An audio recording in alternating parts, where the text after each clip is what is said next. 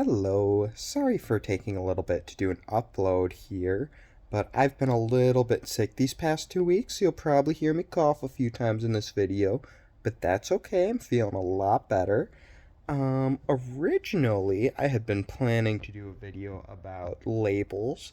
I think I've talked about it in previous videos, but I really don't like labels.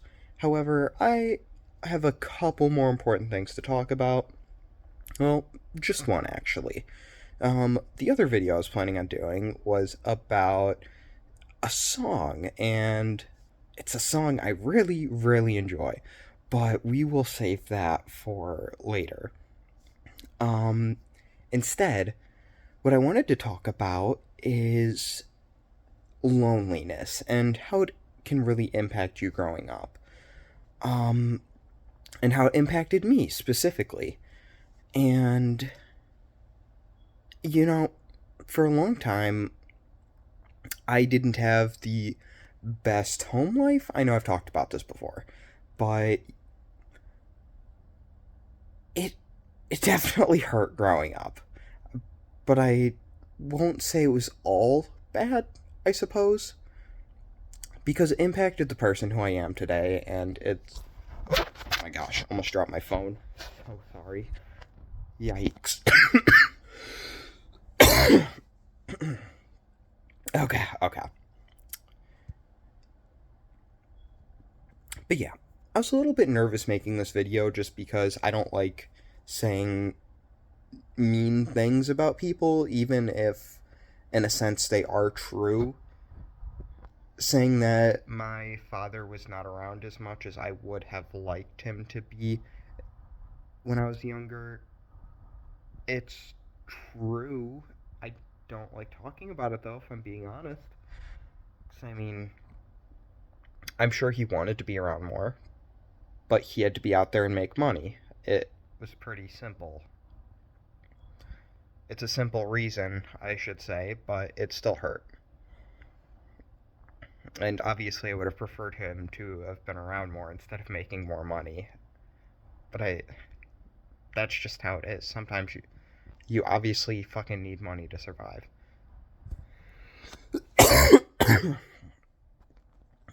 Same with my mother. At a certain point, once my father and mother had started fighting a lot, she wasn't around as much. And when I was going through, like, my baby photos and all of the stuff I would write down when I was younger that my mom had collected, because when I was way younger, you could tell how much she really, like, cared about me and my sister, and with all the photo shoots when I was so young and everything she would collect about me, it was amazing, and it really made me feel special to see all of that. But I mean, life gets complicated, and she went through a lot of personal troubles in her own life and a lot of pain, and it's not fair to completely judge her just because she wasn't able to be there as much when I started growing up, when I was probably 7. And I mean, it's had a lot of impacts, I would say, in my life.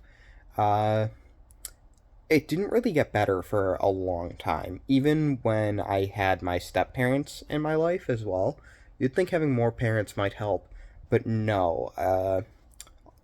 With my stepmom, my dad actually used that as an opportunity to go to New Mexico so he could make more money.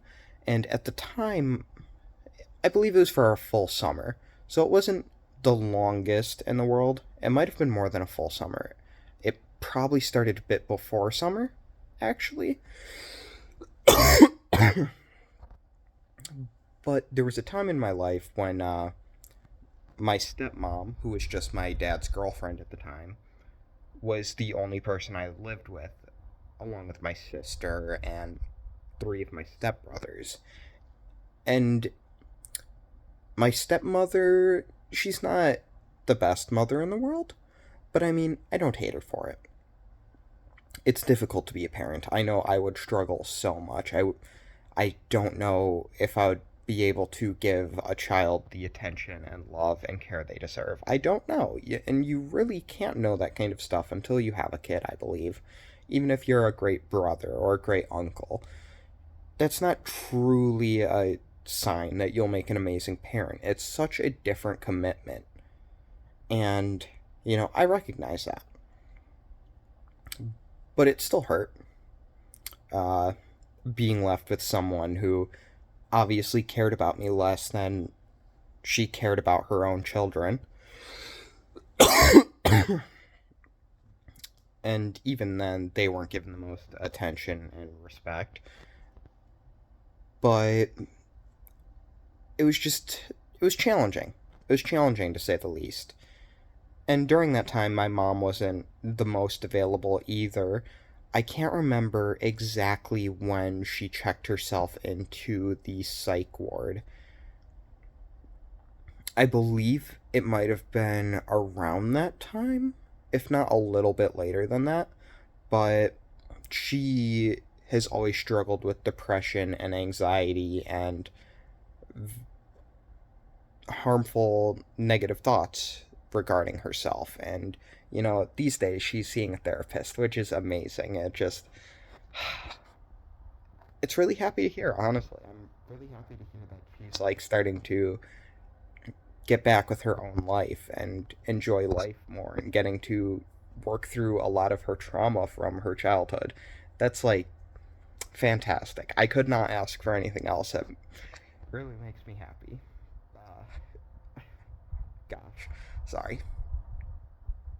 Uh, Moving forward, during that time, I don't think I got much affection from my family. After it must have happened when I was in second, third grade or so.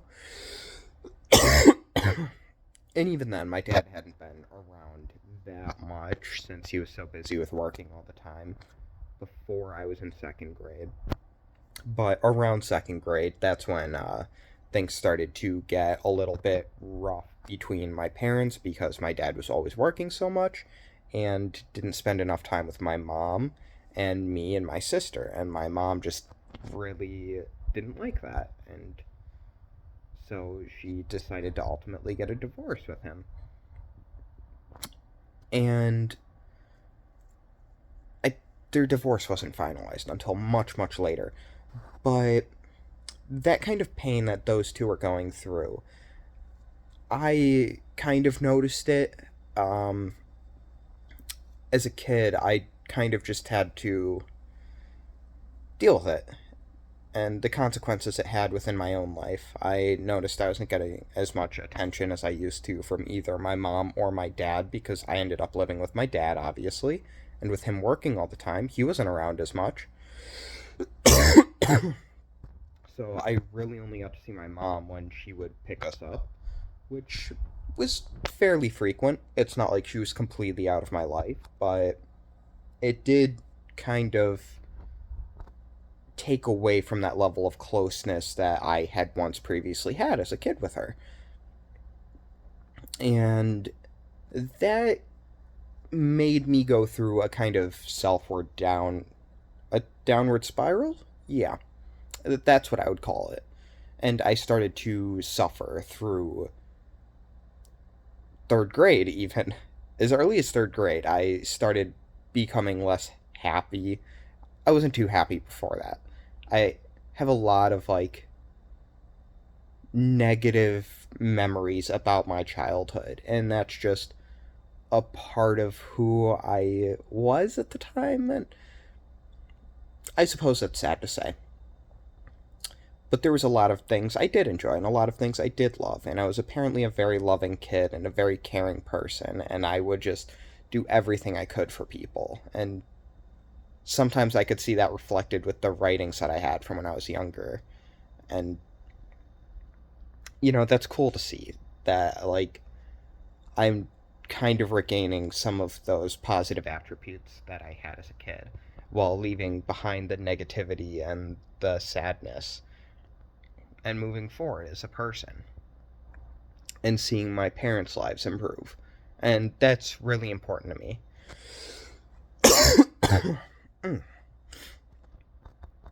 But being left without I would say, the physical and emotional affection that most kids probably got.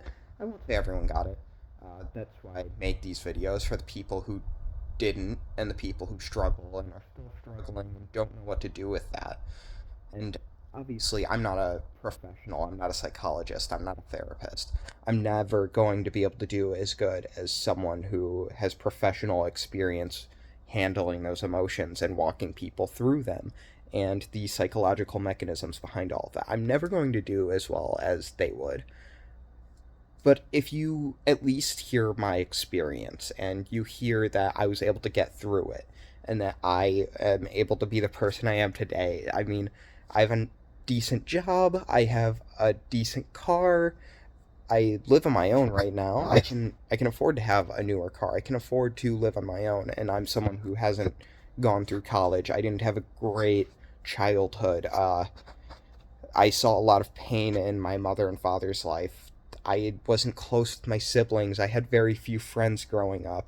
It took me until high school to really find a foot on the ground, and it wasn't even until 2 years out of, I wouldn't even say out of college because I never completed it.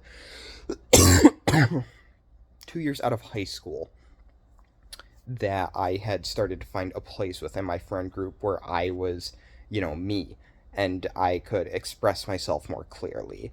And it wasn't until last year that I found joy, I would say, and more motivation to go forward and be me, because you can be you and not be happy with you.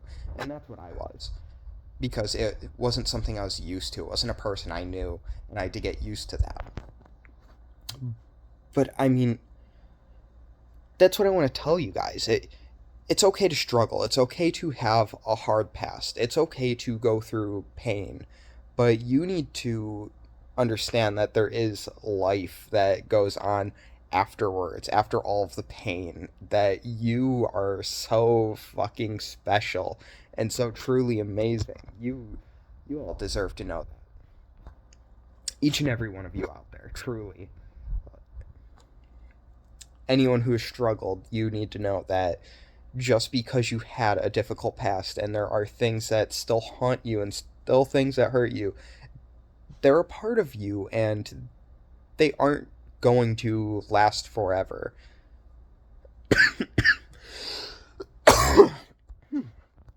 Goodness, sorry. Coughing sucks. But I'll keep moving forward. I'm sorry if it was too much of a tangent for you guys, but it's important to know my story isn't pointless right now. There is a reason for all of it. So, fourth grade and such, the negativity had just continued to get worse and worse. I wasn't doing as well with my grades, and I'd really prided myself on being an intelligent person and being smart, not having to work as hard as other people to be smart and to do well, which that's not an ideal mindset for someone aspiring to be more intelligent and someone aspiring to go into sciences and wanting to work hard on like arts and writing and literature, and everything I wanted to do required hard work. I didn't understand at the time because I wasn't really taught that. I wasn't taught the value of hard work, and it didn't help that I was smarter than most people. But I won't say that I am these days, and it's not because like, hey, I don't want to discount my own intelligence, but everyone's good at specific things and they're better at other things. You could be a genius at literature, you could be a genius at science, you could be a genius at math, you could be a genius at coding. Maybe you're not a genius at anything, but who cares? I'm not a genius at anything, I'm just well rounded.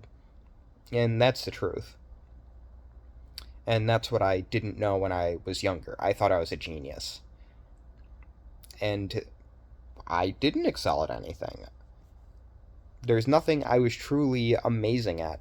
Nothing that I could say I was the best at. And even if you are the best at something, if you don't work hard, you are going to get surpassed eventually. So if you're not even the best at anything to begin with, you're not the most talented at it, then you are not going to make it as far as someone who is just a little bit behind you, or someone who is a little bit ahead of you, or that genius who does decide to work hard. They are always going to be ahead of you if you don't work hard. Because the truth is, the person who makes it the furthest is the person who continued to work hard and didn't stop and found ways to surpass their own limitations and build up experience that matches that. But I didn't know that. So, fourth grade, fifth grade, I had kind of started self destructing and ruining my friendship with someone who was just a fantastic person. And I would say two fantastic people. Two people who really accepted me, even though I was in so much pain and I was not a friendly person, and I constantly swore at them and constantly said that they were worse at things than me, and I was just not a good person, as much as I wanted to pretend to be one. And that, a lot of that was from the pain of being neglected. And as things got worse in my own life with that, my mother and my stepfather, who's not really my father, they never got married, but they've been around. My stepfather's been around in my life for so long and is probably always going to be, that I consider them to be my stepfather. My mom and my stepfather have a very complicated relationship, and there was a lot of cheating on my stepdad's side that really, really hurt my mom and caused her to be a little bit more aggressive and caused her to have to work harder with her own job, because I mean, she wasn't married anymore, but she proved that, she could excel really, really well outside of a marriage and outside of being a stay-at-home mom, because she was an incredibly hard worker and would do anything for her kids. But she doesn't know how to do everything, and that's okay. But it did cause problems with my own life, because I was left in a situation where no one knew how to be a good parent to me.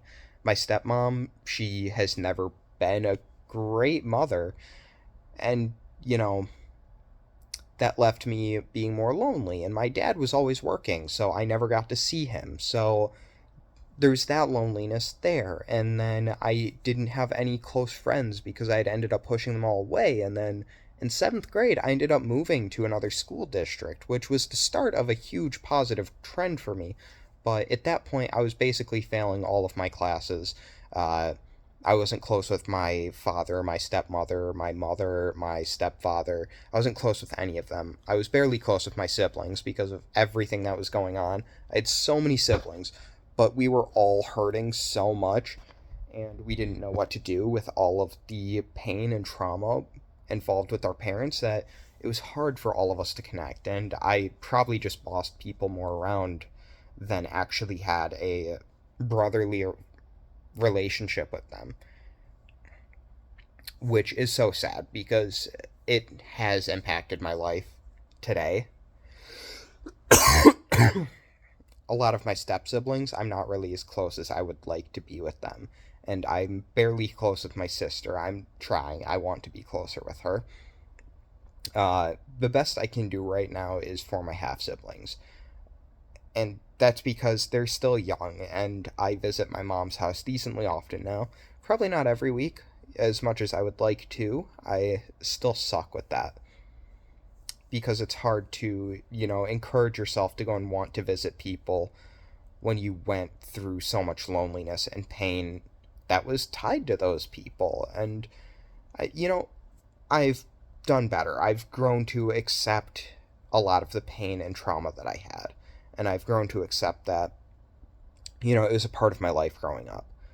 But as I was going through high school, and in this new school district, I was starting to find a place, and I was starting to find that people liked the person I was, even if I was quiet, and even if I was a pretty mean person and could make no sense at all sometimes.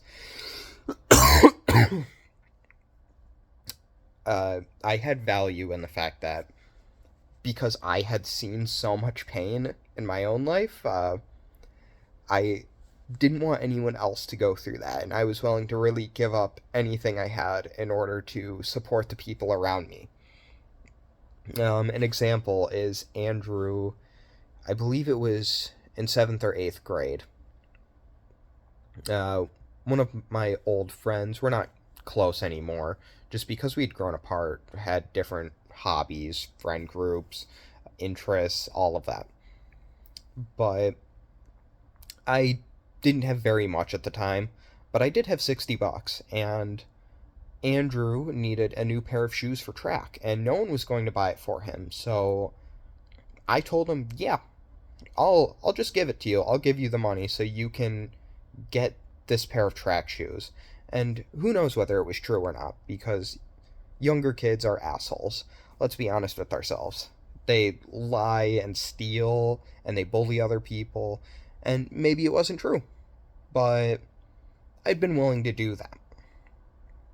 And maybe Andrew thought I was not a real friend up to that point, just because I had shorter responses and I didn't seem to be as interested in the same things that he was. And that was mainly because I was afraid to develop a bond with someone who could potentially just rip it all apart. But that showed Andrew, and in a sense, it showed me that I was willing to do a lot for other people and that I had really strong redeeming qualities about myself. Not saying being completely selfless is the right thing to do all the time, but that's what I like to do. It's the kind of person I am. I would share my entire soul with someone. I would tell them everything about myself. If they asked, I wouldn't hide anything from them, because someone who asks, they want to know more, and I would never deny someone who wants to know more, even if it's embarrassing facts about myself or something I did that was really harmful to someone else, or people who have hurt me. It just, if you don't share that stuff about yourself when people ask and are curious, you're not going to get an opportunity to get closer with them. And if they decide to turn around and use that against you, then that's on them. You don't need to stay around that. That's clearly not like a prerogative of yours anymore if they are going to turn around and hurt you with that.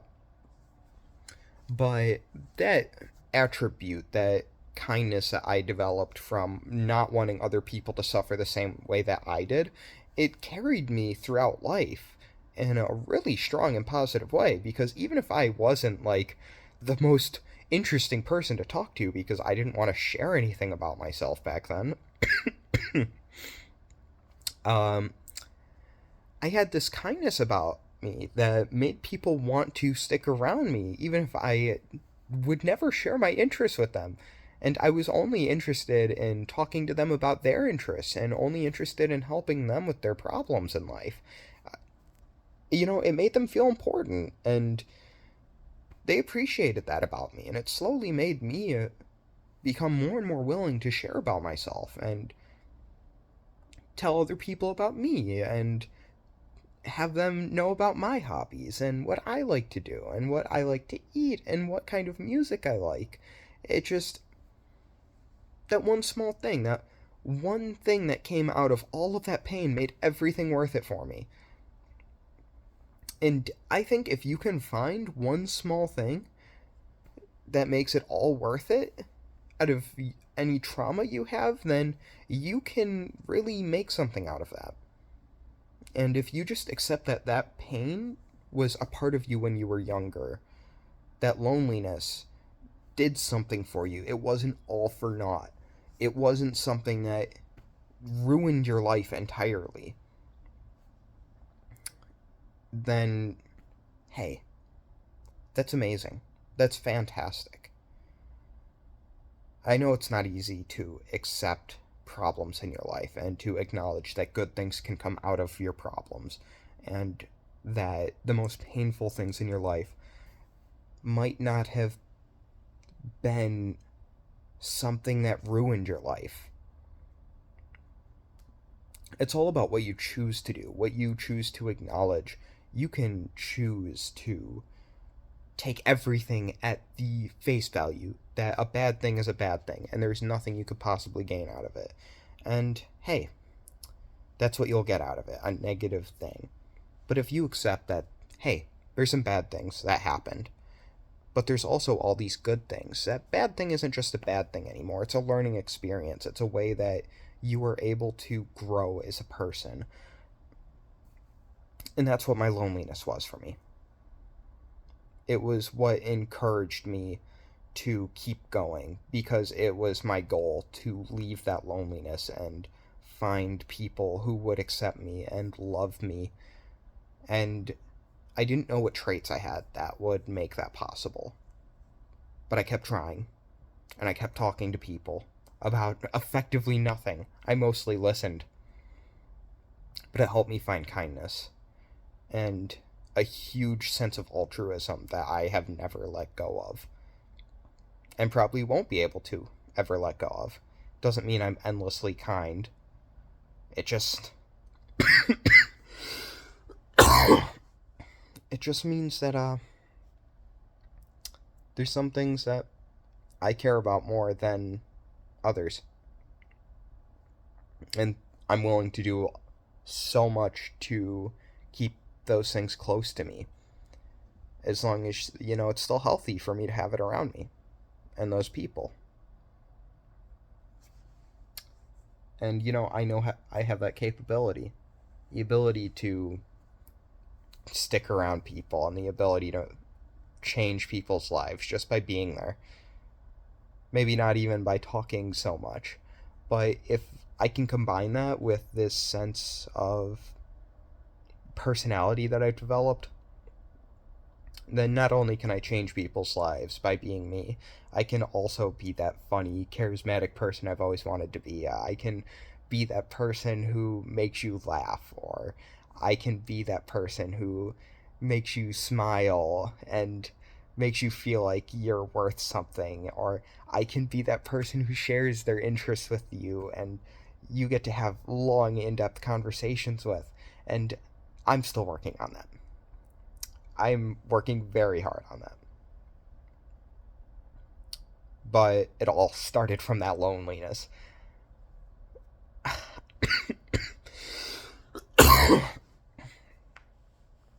That loneliness, it gave me a chance to want to stop other people's pain.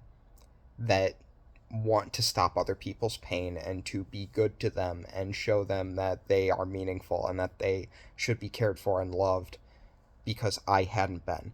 That made it so that they enjoyed being around me, which made me feel valuable, which made me feel more willing to help people and more willing to talk about myself, which encouraged me to go even further.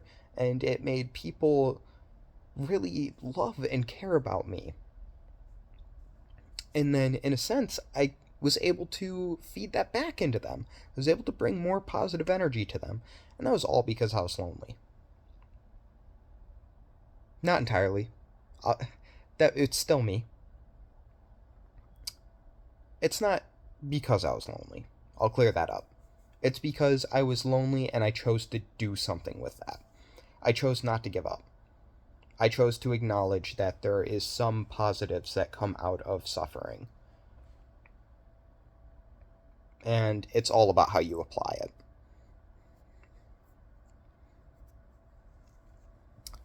Some things are still going to take me a while. I'm still not that touchy-feely with people. I'm still afraid of physical contact with other people. I'm still afraid of truly exposing myself to strangers and talking to them about everything that I enjoy and love. But hey, that's trauma. You work through it. You find ways to express yourself in spite of the pain that you've gone through. and you find ways to show people who you are as a person. But I'm being repetitive. I had that problem when I was younger. And maybe, just maybe, it can be a good thing sometimes. But hey, we'll see. If you made it this far, thanks for sticking around. I really do appreciate anyone who decides to watch this for this long. It's kind of crazy to me that there were so many people who watched a few of my videos. And even if it was for 10 seconds, like, I saw you guys. I saw. A lot of you were just for like 10 seconds. That's okay. If you're one of the 2, 3, 4 people who decide to stick around, I hope it was worth it. I hope you got something meaningful out of me expressing my trauma in a video format. But it's all worth it to me. I hope you all have a fantastic day. Or night. See ya. Bye-bye.